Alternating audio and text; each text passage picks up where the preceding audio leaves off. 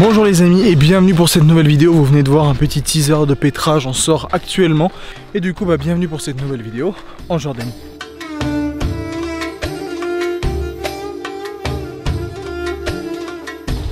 On est dans un très bel hôtel qui est le Movenpick Petra Resort.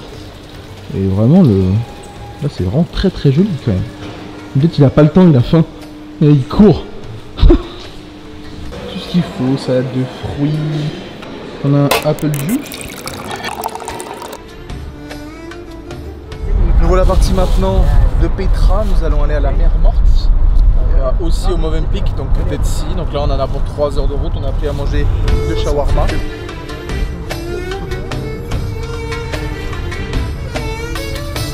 On va le faire un arrêt parce qu'on arrive juste à la mer Morte et c'est magnifique.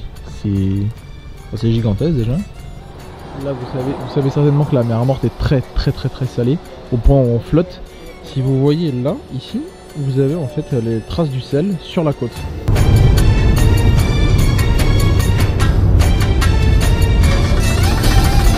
Voilà, arrivé maintenant au Movenpick de la mer Morte. On attend le check-in. En tout cas l'hôtel est très cool pour le moment.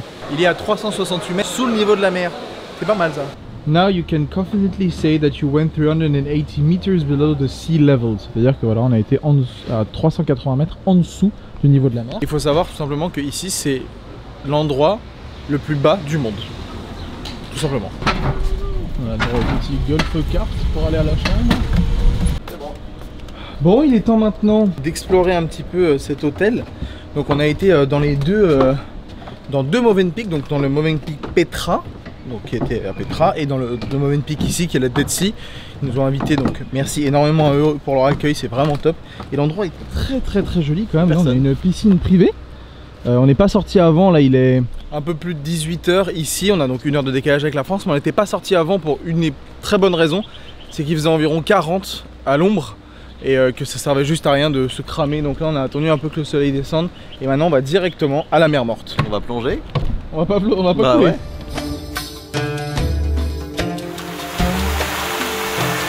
Là on arrive du coup à la piscine un petit peu plus publique, dirais-je, de l'hôtel. Et en fait là vous avez la piscine et derrière vous avez la mer Morte. Là on se dirige actuellement.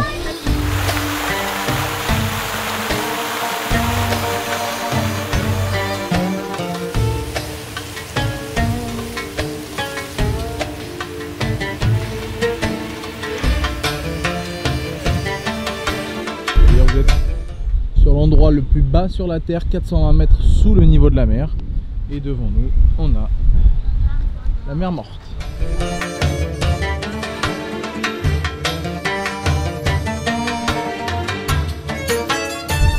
Alors, c'est comment? Ah bah c'est quelque chose hein. Ouais.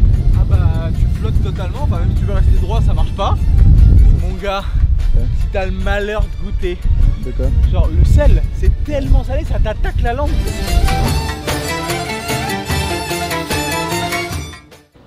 Salut.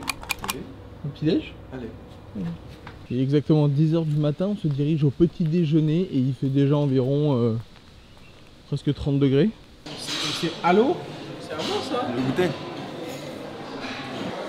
On va prendre ça.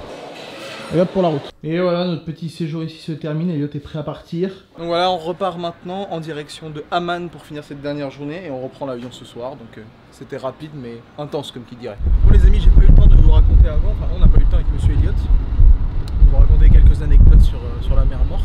Dans mes stories sur Insta, je vous avais dit qu'on était à 480 mètres en dessous du niveau de la mer. Et il y en a beaucoup d'entre vous qui étaient perturbés par cette information.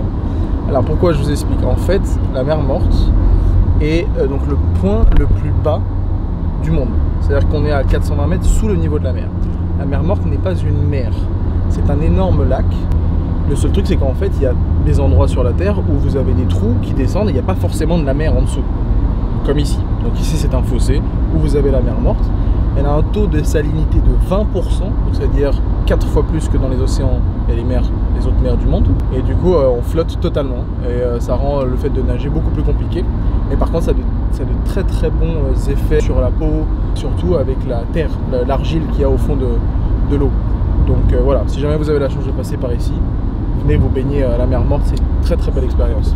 franchement. Nous y voilà les amis, on arrive au Monte Nebo. C'est un lieu, pour ceux qui connaissent un petit peu, et beaucoup autour de l'histoire de Moïse. Donc on va voir, on va rentrer tout de suite.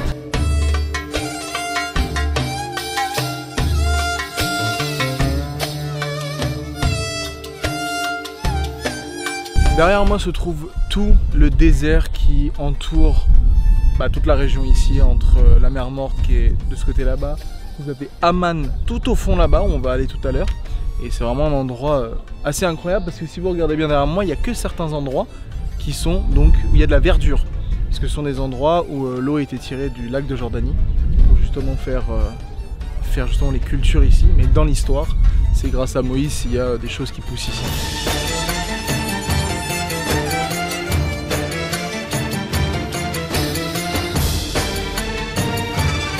On sort un petit peu plus loin, on se retrouve devant cette incroyable statue qui donne sur le désert juste en dessous. Alors d'après les explications qui sont ici, que j'ai lues, hein, je n'ai pas encore appris par cœur, mais en fait ça représente un serpent en bronze qui a été fait par un artiste italien.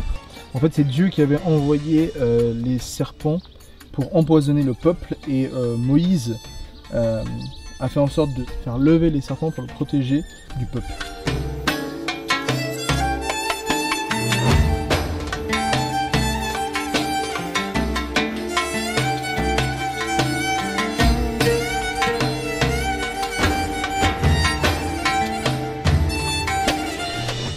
Voici des mosaïques encore sur tout le sol qui datent de milliers d'années.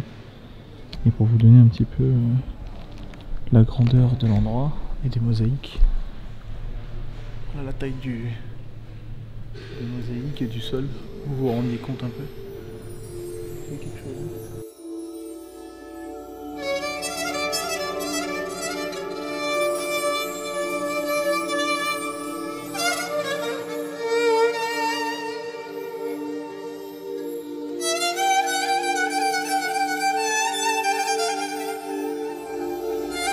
Ceux qui ont déjà joué à Prince of Persia, c'est un petit peu ce monde-là. C'est un peu d'ici que ça vient surtout.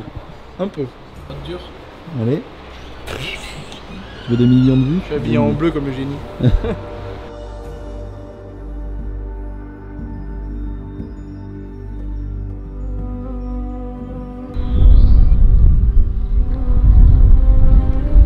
Nous sommes actuellement juste là.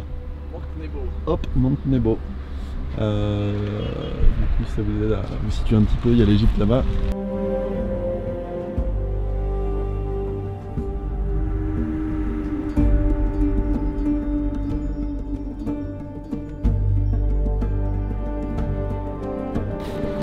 On s'est ouvert tous les deux pour aller visiter la Blue Mosque. Maintenant, on est à Amman. Et là, voici la Blue Mosque. L'entrée est par là.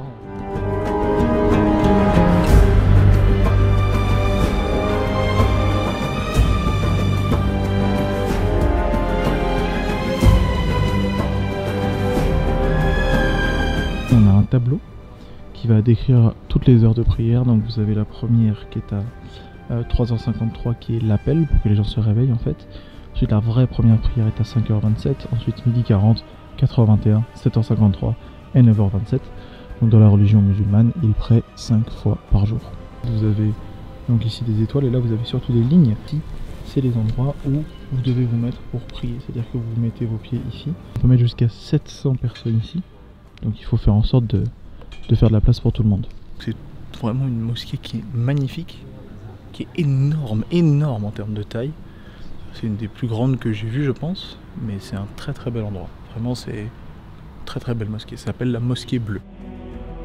Nous sommes maintenant à la citadelle qui surplombe un petit peu clairement la ville.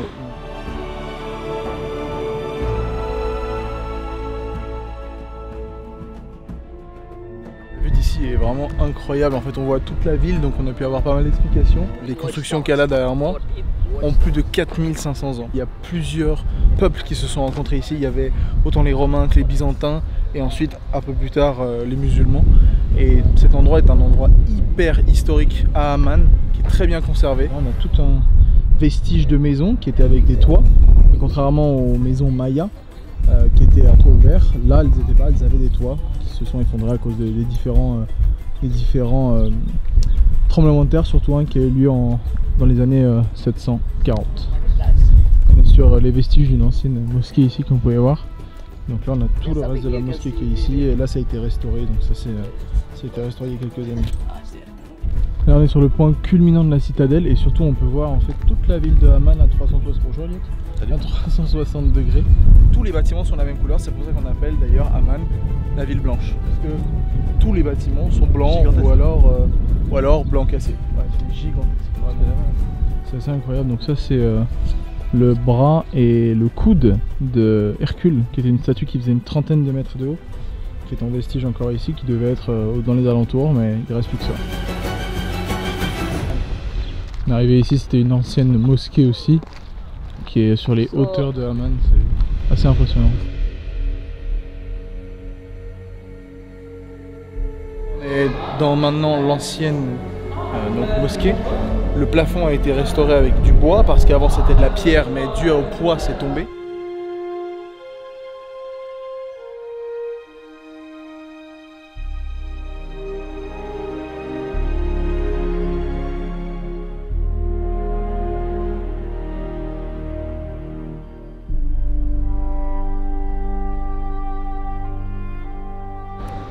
Nous voici donc dans un théâtre romain en plein milieu de la ville d'Amman. Donc pas mal des pierres qui viennent d'ici sont authentiques et viennent des années de construction. Il y a encore énormément de choses qu'on aurait pu faire comme Wadi Rum ou d'autres choses dans la ville de Amman, mais on n'avait pas le temps parce qu'on est venu ici vraiment 48 heures à Amman. On a fait une journée et demie à Petra, donc vraiment c'était très court. Mais en tout cas, n'hésitez pas, tous ces lieux qu'on a fait à les retrouver dans la description avec le programme Travel by Air France. Comme je vous dis à chaque fois, ça vous permet vraiment de bien organiser votre voyage. Donc n'hésitez pas à visiter des lieux comme ça, vous avez des lieux qui sont recommandés avec des guides et tout. Donc vraiment n'hésitez pas à ouvrir la description. Tu leur as dit combien c'était de personnes ça avant? Ça accueillait 6000 personnes ici quand même. Là je suis monté sur quelques marches du théâtre. Et en fait la citadelle est là-haut, je sais pas si vous la voyez parce que c'est vraiment tout petit. Elle est là-haut. Donc imaginez quand il y avait ici à l'époque les spectacles, vous aviez ici donc la cour et vous voyez du coup la citadelle là-haut avec toutes les différentes constructions avant que ce soit remplacé par ce que c'est aujourd'hui. Et ouais, il est temps qu'on aille manger. Je m'éloigne maintenant du théâtre romain. Et pour le coup, après avoir mangé, on va se diriger à l'aéroport. Donc c'était vraiment très rapide. 48 heures en Jordanie. On a essayé de vous montrer le maximum. Donc j'espère que ça vous aura plu.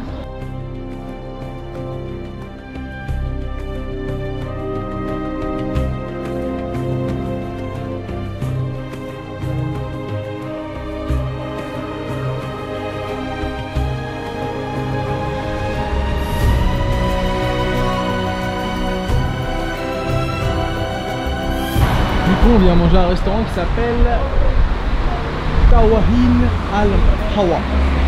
On est dans un très bon restaurant pour deux raisons. C'est que déjà toute la nourriture est locale et ensuite surtout, ce que nous a indiqué notre chauffeur qui est assis en face de nous et qui mange avec nous, c'est que toute la nourriture ici qui est pas mangée, ils font des espèces de petites coupelles, je dirais des petites Tupperware qu'ils emmènent à des enfants orphelins dans les écoles, etc. C'est une très bonne adresse si jamais vous venez ici à Amman. N'hésitez pas vraiment à venir à ce resto, si jamais je vous mettrai l'adresse dans la description. C'est un jus de... C'est un jus de citron et menthe, ouais. Local d'ici. Dis-moi ce que t'en penses mon petit gars. Tu vas kiffer. Il y a beaucoup de noms différents, là c'est du houmous que vous connaissez. Ça ils connaissent beaucoup. Ça c'est les chicken wings. Et là on a salade arabe et plein d'autres choses, espèce de kébé, des petits fourrés donc... C'est que l'entrée. Hein. C'est que l'entrée, oui. On voit aussi le plat local qui est en train de me préparer. Donc c'est de l'agneau. On va le remettre dans le riz. Et puis moi j'ai ceci pour le manger. Thank you very much. Le yogourt qui va dessus, ça s'appelle le mancha. Par contre on a vraiment beaucoup de temps à manger. Thank you. Le touriste de compétition quoi.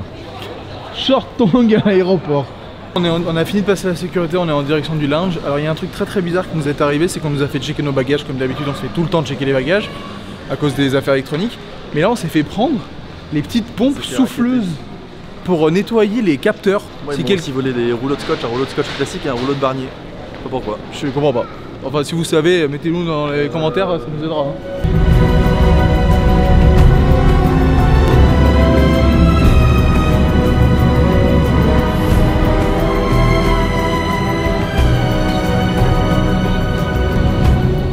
bienvenue à Paris, aéroport Charles de Gaulle.